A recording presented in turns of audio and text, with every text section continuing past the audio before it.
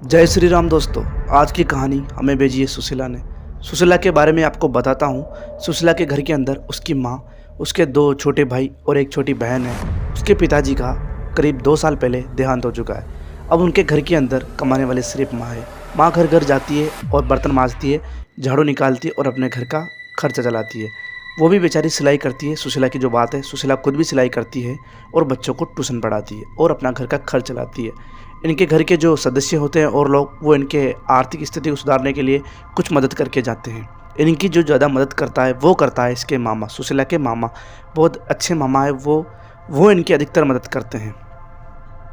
एक दिन की बात है, अभी देखना क्या घटना होती है। एक दिन की बात है, सुशीला के मामा उनके घर आए थे।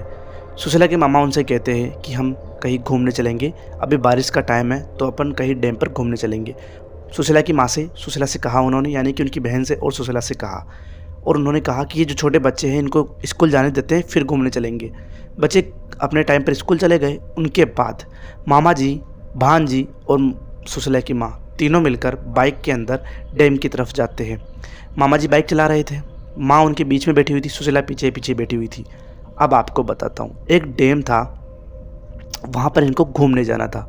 अब डैम के बीच के अंदर, डैम से थोड़ी पहले, यानी कि डैम पर जाना है उससे पहले एक जंगल पड़ता था। जंगल करीब 20 मिनट गाड़ी चलने के बाद ख़त्म होता था। अब उस जंगल के अंदर ये पहुँचे थे। उस जंगल जो था, वहाँ पर आदमी कोई रुकता नहीं था, क्योंकि सामने डैम था और जंगल पर कौन रुकेगा। भयानक जंगल था, कहीं जानवर हो, ठीक है ना। तो गाड़ी चल रही थी, तभी पीछे से आवाज़ आती है, सुशीला रुको, मेरे को भी लेकर चलो। ऐसी आवाज़ आती है। सुशीला उसी समय बिना सोचे समझे पीछे मुड़कर देख लेती है, परंतु उसको पीछे कुछ भी दिखाई नहीं देता।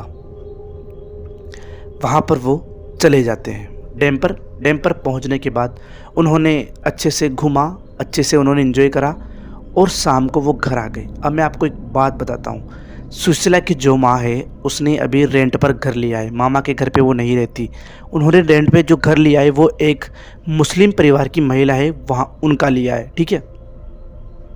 उनका लेने के बाद उन्होंने कहा था कि 2 रूम है, 2 रूम तुम ले लेना, ऊपर वाला फ्लोर मैं रखूँगी। 2 फ्लोर थे उस घर के अंदर। तो वहीं पर एक मुस्लिम आंटी थी, उन्होंने घर रखा था। उनके घर के अंदर भी सिर्फ वो आंटी थी, मुस्लिम आंटी, और कोई नहीं था, ठीक है। तो वो वहाँ से घूमकर वापस अपने घर पर आते हैं। घर पर आते हैं तो देखते हैं कि वो बच्चे, उनके छोटे भाई और एक बहन, जो बहन थी सुशीला की, वो घर पर खेल रहे हैं। आंटी अधिकतर उनका ध्यान रखती थी। आंटी बहुत अच्छी थी, मुस्लिम आंटी की बात है, वो उनका ध्यान रखती थी। अभी देखना होता क्या है आगे। सुशीला जाते ही अपने बेड के अंदर सो जाती है और उसकी तबीयत ख़राब होने लगती है। थोड़ी देर बाद उसको लूज़ मोशन और उसके पेट के अंदर इतना भयानक दर्द होता है, हद से बाहर।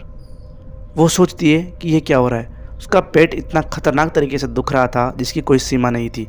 उसने उसकी माँ को बताया। माँ ने कहा कि शायद हो गई होगी उल्टी सुल्टी, शायद तूने कुछ खा लिया होगा ना, इसलिए।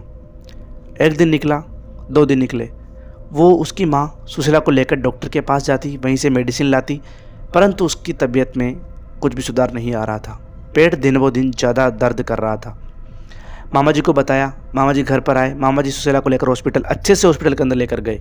उनकी रिपोर्ट जांच वाच कराई, परंतु जांच के अंदर कुछ आता ही नहीं है। दिक्कत हो गई। अब धीरे धीरे करीब 15 से 20 से 25 दिन गुजर गए। रोज़ाना बेचारे को भूख लगती नहीं, मतलब भूख नहीं लगती, सॉरी, ठीक है। उसको इतनी भयानक पेट दर्द होता, लूज़ मोशन, बहुत ख़तरनाक। उसको खाना खाए हुए आज 25 दिन हो गए थे। उसने, बेचारी ने, दलिया, खिचड़ी ये खाकर टाइम निकाल रही थी। अब दिक्कत ये थी कि उसका वेट भी दिन ब दिन गिरता जा रहा था। बिल्कुल सूख चुकी थी वो लड़की, जैसे हाड़ दिख रहे हो शरीर की, पूरी मांसपेशियाँ गिन सकते हो, इतनी तबीयत ख़राब हो गई थी। तभी उसके मामा जी को किसी ने बताया कि ये एक डॉक्टर का ना हो और कहीं कुछ बाहरी, यानी कि नेगेटिव एनर्जी हो, ये भी हो सकता है ना। तो उसके मामा जी ने एक तांत्रिक से बात करी, तांत्रिक के पास उसको लेकर गए। तांत्रिक ने बताया, हाँ इसको शायद कुछ ऐसा हुआ है, ऐसे उसने अजीब टोन में बात करी। मेरे को तो लगता ही नहीं था कि वो असली में कोई तांत्रिक था। तो उसने कहा कि इसको बांध लेना इस लच्छे को और फिर हो जाएगी ठीक। और उसने कुछ भभूत दी। भभूत देते ही उसके मतलब करीब 3 दिन तक आराम आ गया। जैसे उसके 3 दिन पूरे हुए, अभी देखना क्या होता है। रात के करीब 9 बज रहे थे। 3 दिन तक उसको कुछ भी दर्द नहीं हुआ, ठीक हो गई थी। 3 दिन बाद उसको इतना खतरनाक पेट दर्द होता है, पेट दर्द के साथ अब उसको ब्लीडिंग भी हो रही थी। इतनी भयानक स्थिति हो गई थी, बहुत भयानक, मतलब लूज मोशन, ब्लीडिंग और पेट दर्द, और उसकी तबीयत में कोई भी सुधार नहीं था।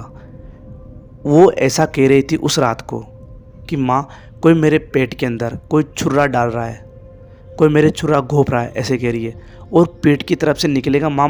मतलब वो इतनी ज़ोर ज़ोर से चिल्ला रही थी जिसकी कोई सीमा नहीं थी। मामा को तुरंत कॉल करा, मामा आए। मामा करीब 11 बजे गाड़ी का व्यवस्था करी और हॉस्पिटल से हॉस्पिटल फिरते रहे, किसी ने उसको एडमिट नहीं करा। मामा बेचारे को लेकर फिरते रहे, इधर किधर घूमते रहे। फिर जाकर करीब 1:30 बजे किसी हॉस्पिटल वाले ने उनको एडमिट करा। एक अच्छा हॉस्पिटल था जिसके अंदर एडमिट करा। हॉस्पिटल के अंदर उसकी रिपोर्ट उसके कुछ मेडिसिन दी, परंतु उसको कोई फ़र्क पड़ ही नहीं रहा था। चिल्लाई जा रही थी, बहुत ज़ोर ज़ोर से चीख रही थी, उसकी हालत देखी नहीं जा रही थी। वहाँ पर एक बूढ़ी महिला बैठी थी। वो उठती है और उसके मामा के पास जाती है और कहती है, बेटा तू कहे तो मैं तेरे को एक बात बताती हूँ। मामा कहते हैं, हाँ माँ जी बताइए। वो बूढ़ी औरत कहती है कि बेटा, इस लड़की को देखकर मेरे को लगता नहीं है कि ये हॉस्पिटल का मामला है। तो एक काम कर, यहीं से थोड़ी दूरी पर हनुमान जी का मंदिर है, वहाँ जा, वहाँ का जो पुजारी है वो जो भी बात होगी वो तेरे को बता देगा। वहाँ पर जाते हैं। अब उसको थोड़ी मेडिसिन दे दी थी, करीब 2 दिन बाद जाएंगे। उसको कुछ मेडिसिन दी थी, कुछ भी फ़र्क नहीं पड़ा था। घर पे आ गई थी, उसने कुछ भी नहीं खाया। मामा ने कहा कि अपन मंदिर चलेंगे। वो मंदिर गए। मंदिर उसकी माँ, सुशीला और खुद मामा जी तीनों गए थे। पुजारी ने उसकी हालत देखी और कहा, बैठो बेटा, मैं तुमको बताता हूँ। लड़की ने हनुमान जी के ढोक दी। हनुमान जी के ढोक देने के बाद वहाँ पर बैठी।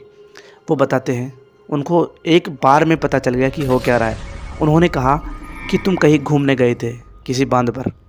मामा जी ने कहा, जी हाँ गए थे। इस लड़की को किसी ने पीछे से आवाज़ दी थी। सुशीला ने कहा, जी पुजारी जी, हाँ दी थी।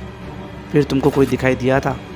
सुशीला कहती है, नहीं पुजारी जी, कुछ भी दिखाई नहीं दिया। वो आवाज़ इतनी भयानक थी, मतलब वो आदमी टाइप आवाज़ नहीं थी। सिर्फ उसने मेरे से ये कहा, सुशीला रुको, मेरे को भी चलना, बस ये कही, और उसके बाद कोई भी दिखाई नहीं दिया। पुजारी जी ने कहा कि उस जगह पर नेगेटिव एनर्जी थी, यानी कि आत्माएं भटकती थी। वो ऐसी आत्माएं हैं, अगर उनकी आवाज़ सुनकर किसी ने उनकी तरफ देखा तो उसके साथ साथ उनके घर पर आ जाती है। आपको क्या लगा, इस वजह से हो रहा था? नहीं, अभी रुको। पुजारी जी कहते हैं, एक इसके ऊपर एक संकट नहीं है। आपने एक घर ले रखा है, एक मुस्लिम आंटी का। पुजारी जी, मतलब उसकी माँ कहती है, जी जी पुजारी जी ले रखा है। वहाँ पर मुस्लिम आंटी ने उसकी लड़की के लिए, पंडित जी बहुत ख़तरनाक तरीके से बोल रहे थे, देखना। वो कहते हैं, पंडित जी धीरे धीरे बोल रहे थे। वो कह रहे थे, मुस्लिम आंटी, वो मुस्लिम जो महिला है, उसने अपनी बेटी की शादी के लिए, यानी कि उसका निकाह नहीं हो रहा, उसकी शादी नहीं हो रही, उसके लिए तुम्हारी बेटी के ऊपर मारण प्रयोग कर रखा है। उनके होश उड़ जाते हैं कि इसलिए दिक्कत आ रही थी। पंडित जी कहते हैं, चिंता मत करो बेटा, मैं तुम्हारे हाथ में ये देता हूँ। उन्होंने एक सफ़ेद कलर का लच्छा बांधा, लाल कलर की उन्होंने उसके मतलब हाथ में दूसरी तरफ बांधा और कुछ मंत्र पढ़े और कहा कि हनुमान जी सब ठीक करेंगे। अब उनकी आंखें इस वजह से फटी की फटी रह गई थी कि सुशीला के दोनों भाई और छोटी बहन वहीं घर पे ही है।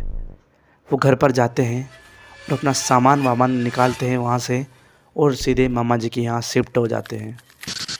शिफ्ट होने के बाद करीब 3 महीने बाद उनकी आर्थिक स्थिति वापस सही होती है। उसकी माँ की माँ काम करती है बेचारी, अभी उसकी तबीयत ठीक नहीं है सुशीला की, ठीक है। अभी बताऊंगा क्या हुआ आगे। तो वो उसकी माँ ने एक नया घर लिया मामा जी के पास ही और वहीं रहती है। अब सुशीला की तबीयत अब ठीक है। ये घटना 2018 की थी। सुशीला वापस अपना काम करती है और अपना घर चलाती है। ये कहानी हमें खुद सुशीला ने बताई है। कहानी अच्छी लगी हो तो वीडियो को लाइक कर देना, चैनल को सब्सक्राइब कर देना। और हाँ, अब आपसे एक बात बताना चाहता हूँ, अगर आपके पास भी कोई ऐसी कहानी है जो आप हम तक साझा करना चाहते हो और आप चाहते हो कि दुनिया और भी सुने, तो आप एक काम करना, डिस्क्रिप्शन के अंदर जाना, वहाँ पर आपको हमारे इंस्टाग्राम का लिंक मिलेगा, वहीं पर अपनी कहानी बता देना और फिर मैं आपकी कहानी मेरे मुँह से लेकर आ जाऊँगा, ठीक है।